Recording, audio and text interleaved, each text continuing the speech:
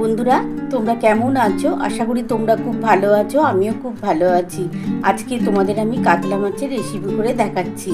আর আজকে কাতলা মাছের রেসিপিটা টোটালি পুরো জিরে আদা বাটা দিয়েই করব। কোনো পেঁয়াজ আদা রসুন দিয়ে কিন্তু করব না। হালকা পাতলা করে কাতলা মাছের আলু দিয়ে পাতলা করে ঝোল করছি। আর এটার মধ্যে কি থাকবে মশলা? এর মধ্যে থাকবে আদা, জিরে, টমেটো, কাঁচা লঙ্কা আর একটু কাশ্মীরি লঙ্কার গুঁড়ো দেবো কালার আসার জন্যে। মশলা কি বাটবো বন্ধুরা? আমি মশলা বাটবো, টমেটো আদাটা বেটে নেবো। আর আমার কিন্তু গোটা জিরে তো আমি ফোড়নে দেবো, আর গুঁড়ো জিরেটা আমি পরে দেবো। চলো বন্ধুরা মশলাটা বেটে নিই। বন্ধুরা, আলু দিয়ে কাতলা মাছের ঝোল করার জন্যে আমি আদাও নিয়েছি, টমেটো নিয়েছি, 4টে কাঁচা লঙ্কা একসাথে আমি কিন্তু বেটে নেবো। আর 4 টুকরো মানে দুটো আমি টমেটো কুটেছি, একটা টমেটো বাটবো, একটা টমেটো আমি আলুর সাথে ভাজবো। চলো বন্ধুরা মশলাটা বেটে নিই। বন্ধুরা দেখো, কাতলা মাছের ঝোল করার জন্য আলু দিয়ে আমি কিন্তু মশলা কি বেটেছি, আদা আছে, কাঁচা লঙ্কা আছে আর একটা টমেটো আছে বাটা, একসাথে বেটে নিয়েছি। আর আমি কিন্তু গুঁড়ো জিরে কিন্তু আমার আছে, ওই জিরেটা দেবো। গোটা জিরে আমি ফোড়নে দেবো, আর গুঁড়ো জিরে কিন্তু আমি পরে দেবো। আর একটা টমেটো আমি আলুর সাথে কষে নেবো। চলো বন্ধুরা রেসিপিটা শুরু করা যাক। বন্ধুরা দেখো, কড়া বসিয়ে দিয়েছি। কড়াটার মধ্যে আমি এবার সর্ষের তেল দিয়ে দিচ্ছি।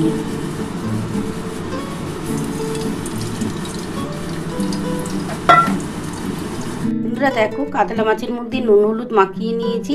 মাখিয়ে এবার কিন্তু কড়ার মধ্যে তেল বসিয়ে দিয়েছি। তেলটা গরম হয়ে এসছে। আমি মাছগুলো প্রথমে ভেজে নেব, একটু লাল করেই আজকে মাছটা ভাজবো, কারণ এটা আলু দিয়ে ঝোল করব তো, তার জন্য একটু লাল লাল করেই মাছটা ভাজবো।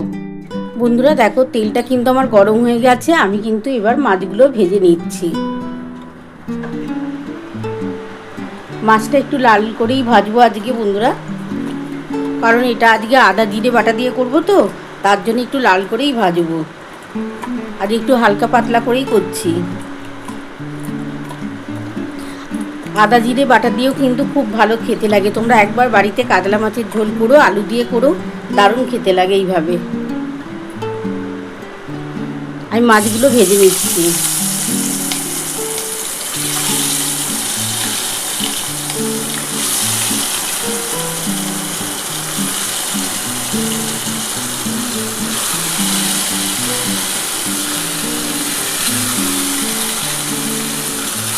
আগে মাছগুলো একটু লাল করে ভেজে নিই, তারপর রেসিপিটা শুরু করব।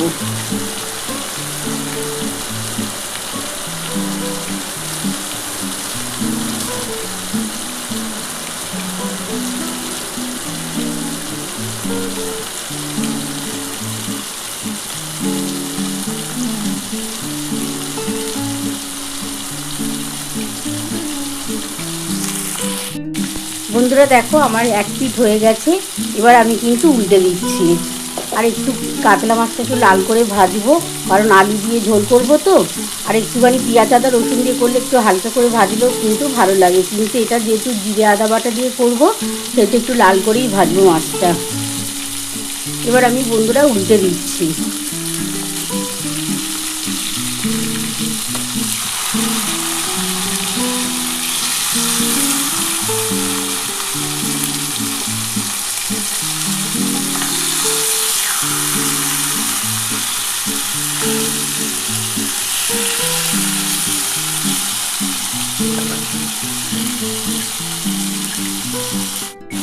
বন্ধুরা দেখো, আমার কিন্তু মাছটা ভাজা হয়ে এসছে। আমি কিন্তু এবার এগুলো নামিয়ে নিচ্ছি, একটা পাত্রে নামিয়ে রাখি। তারপর এই তেলের মধ্যেই আমি গোটা জিরে ফোড়ন দেবো। ফোড়ন দিয়ে আলুগুলো ভাজবো। একটু আলুগুলো কিন্তু লাল লাল করেই ভাজতে হবে বন্ধুরা। এবার আমি মাছটা তুলে রাখছি বন্ধুরা। বন্ধুরা দেখো, আমার মাছটা কিন্তু লাল লাল করে ভেজে নিয়েছি। দেখো, একটু লাল করে ভেজেছি। আর এই তেলের মধ্যে আমি গোটা জিরে ফোড়ন দিয়ে দিচ্ছি।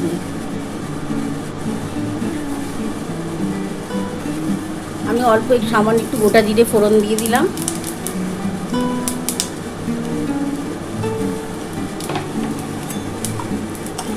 আর কিন্তু তেল দিলাম না, এই তেলটার মধ্যেই করছি বন্ধুরা। এবার আমি আলুগুলো দিয়ে দিচ্ছি।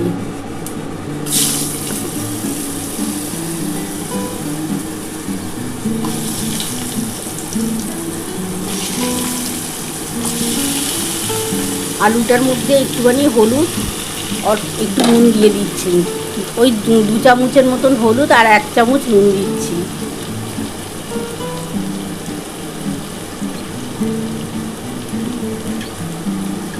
এক চামচ নুন দিয়ে দিলাম,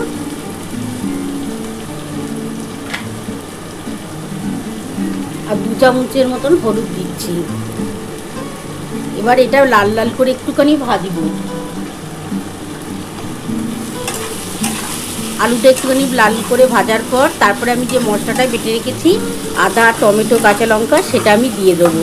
দিয়ে সামান্য অল্প একটু কাশ্মীরি লঙ্কার গুঁড়ো দেবো আজকে, যেহেতু ছোটো ছোটো 4টে কাঁচা লঙ্কা বেটে রেখেছিলাম, তার জন্য অল্প সামান্য একটুখানি কাশ্মীরি লঙ্কার গুঁড়ো দেবো।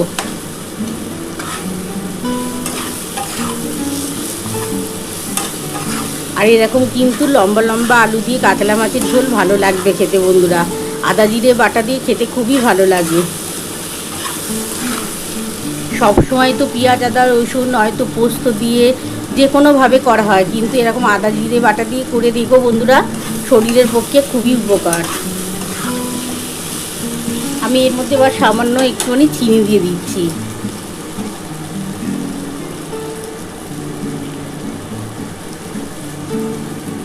একটু সামান্য চিনি দিলাম, এটা কালার আসার জন্যই বন্ধুরা দিলাম।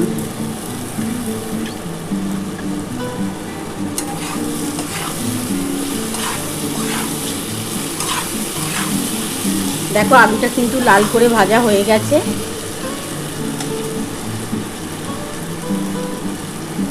বন্ধুরা এবার আমি টমেটোটা দিয়ে দিলাম। একটা টমেটো আমি বেটেছিলাম আর একটা টমেটো আমি এখন দিলাম।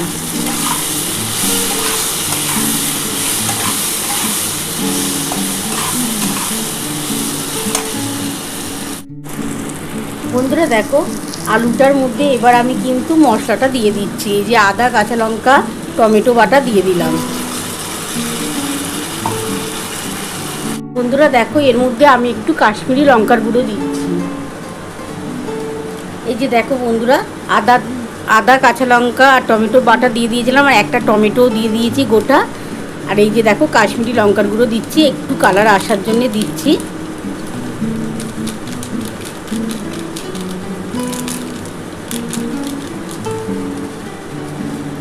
আর এই যে দেখো জিরে গুঁড়ো দিচ্ছি। এই যে বন্ধুরা দেখো আর সামান্য অল্প একটু জিরে গুঁড়ো দিচ্ছি।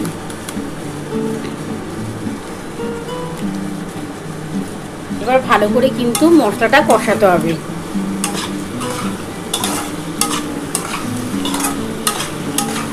খুব ভালো করে মশলাটা কষাবার পর আমি কিন্তু জল দিয়ে দেবো, জল দিয়ে ঢাকা দিয়ে দেবো কিন্তু, কারণ এটা একটু ঝোল ঝোল করবো তো, একটুখানি ভালো করে কষিয়ে জল দিতে হবে।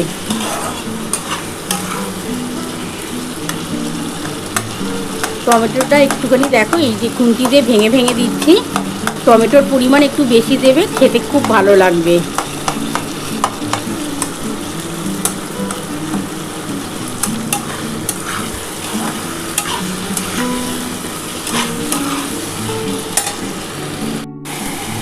বন্ধুরা দেখো আমার কিন্তু খুব ভালোভাবে মশলাটা কষানো হয়ে গেছে। এবার আমি কিন্তু জল দিয়ে দেবো। এটা একটু পাতলা করেই করবো, ঝোলটা খেতে ভালো লাগবে।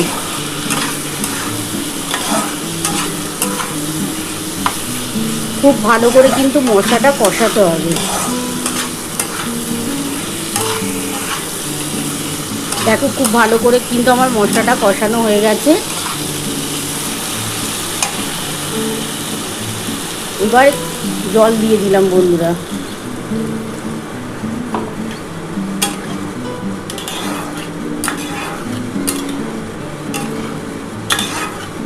আরও সামান্য অল্প একটু জল দেবো, কারণ এটা একটু ঝোল ঝোল করবো তো তার জন্যে।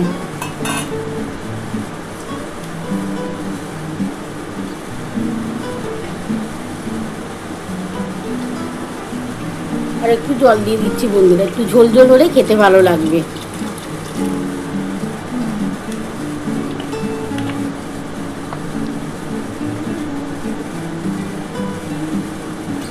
এবার আমি ঢাকাটা দিয়ে দিলাম, আর গ্যাস কিন্তু আস্তে করে দিচ্ছি বন্ধুরা। আমি 10 মিনিট পর ফিরে আসছি। 10 মিনিটের মধ্যে যদি আলুটা সেদ্ধ হয়ে যায় তাহলে কিন্তু মাছটা দিয়ে একটু ফুটিয়ে নামিয়ে নেবো, আর যদি না সেদ্ধ হয় তাহলে কিন্তু আরও 2 মিনিটের মতন রেখে দেবো। দেখো 10 মিনিট পর ঢাকাটা খুলে দেখি কতটা হলো।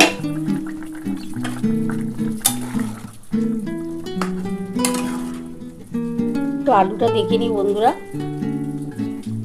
দেখো আলু কিন্তু সেদ্ধ হয়ে গেছে। এবার আমি মাছগুলো সব দিয়ে দিচ্ছি। মাছগুলো দিয়ে একটুখানি ফুটিয়ে নেবো, ফুটিয়ে নামিয়ে নেবো। এটা একটু কিন্তু হালকা পাতলা করেই ঝোল করলাম, আদা জিরে বাটা দিয়ে, টমেটো। খেতে কিন্তু দারুণ লাগে কিন্তু এই ঝোলটা।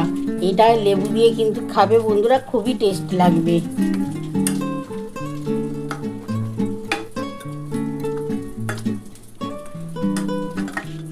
একটুখানি ফুটে গেলে আমি নামিয়ে নিচ্ছি, নামিয়ে তোমাদের দেখাচ্ছি। গ্যাসটা আস্তে ছিল, একটু জোর করে দিলাম বন্ধুরা। দেখো ফুটে গেছে ঝোলটা। এবার আমি কিন্তু নামিয়ে নিচ্ছি, নামিয়ে তোমাদের দেখাচ্ছি। বন্ধুরা দেখো আমার কিন্তু আজকে আলু দিয়ে কাতলা মাছের ঝোল নামানো হয়ে গেছে। কেমন হয়েছে বন্ধুরা? তোমরা তো পুরো রেসিপিটাই দেখে নিয়েছো আমি কিভাবে করেছি। তোমাদের যদি আমার এই রেসিপিটা ভালো লেগে থাকে প্লিজ একটা লাইক সাবস্ক্রাইব করতে ভুলো না, আর কমেন্ট বক্সে অবশ্যই জানিও কেমন হয়েছে। তাহলে এরকম আরও নতুন নতুন রেসিপি নিয়ে তোমাদের সামনে হাজির হব। Thank you.